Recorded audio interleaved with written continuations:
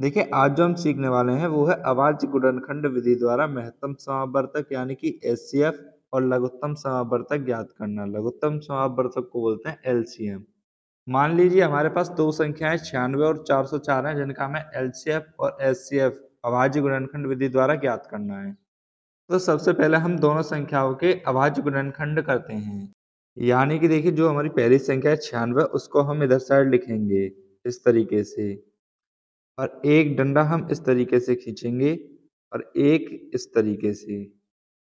अब सबसे पहले इसमें सबसे पहली अभाज्य संख्या यानी कि 2 से भाग लगाते हैं। 2 से इसमें भाग चला भी जाएगा क्योंकि इसके लास्ट में 6 है। तो 2 से भाग देते हैं तो ये 2 चौक 8 और ये 16 हो गया, 2 अट्ठे 16। फिर 2 से जाएगा 2 दूनी 4, 2 चौक 8। फिर 2 से जाएगा 12 बार, फिर 2 से 6 बार, फिर 2 से 3 बार और लास्ट में जाएगा फिर 3 से 1 बार। इसी तरह हम 404 के भी अभाज्य गुणनखंड कर देंगे। यहाँ पर लिख दीजिए 404। सबसे पहले 2 से देंगे 2 0 2, फिर 2 से देंगे 1 0 1 और अब ये डायरेक्ट 101 से ही जाएगा एक बार। तो देखिए यहाँ पर जो हमारे 96 के गुणनखंड हुए वो क्या आ गए हमारे 2 गुणा 2 गुणा 2 गुणा 2 गुणा 2 गुणा 3। ये जो हैं इनको गुणा में लिख देते हैं। ठीक, इसको हम एक और रूप से लिख सकते हैं कैसे, ये 2 इसकी घात के रूप में। तो ये कितने हैं 2, यहाँ पर 1 2 3 4 5, तो 2 की घात 5 और गुणा में 3 की घात 1। लिखो मत लिखो 1 को। इसी तरह से जो 404 है इसके क्या आए हैं गुणनखंड, अभाज्य गुणनखंड जो हैं 2 गुणा 2 गुणा में 101। इसको हम कैसे लिख सकते हैं 2 की घात 2 और गुणा में 101। तो अब एचसीएफ और एलसीएम निकालने के लिए सबसे पहले देखते हैं कि दोनों में कॉमन क्या है।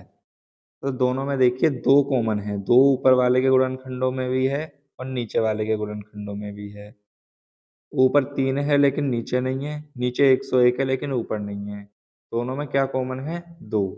तो अब देखिए ऐसी कंडीशन में जो आपका HCF होता है वो क्या होता है, जो भी कॉमन है उसमें सबसे छोटी से छोटी घात।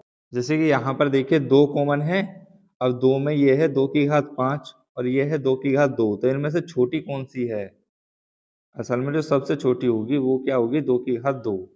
तो हम इसको यहाँ पर लिख देंगे 2 की घात 2।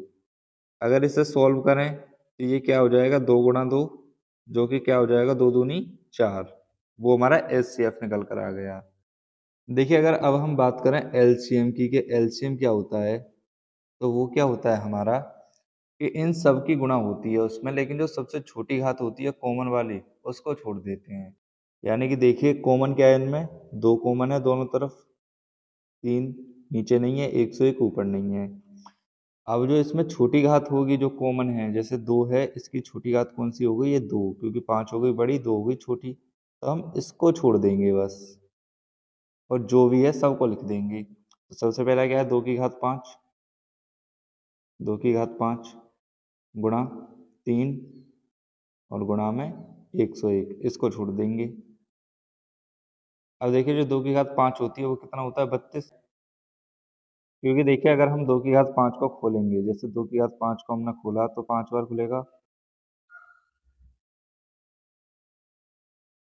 देखिए 2 दूनी 4 दूनी 8 दूनी 16 दूनी 32, तो हमने यहाँ पर डायरेक्ट लिख लिया 32 गुणा में 3 और गुणा में 101।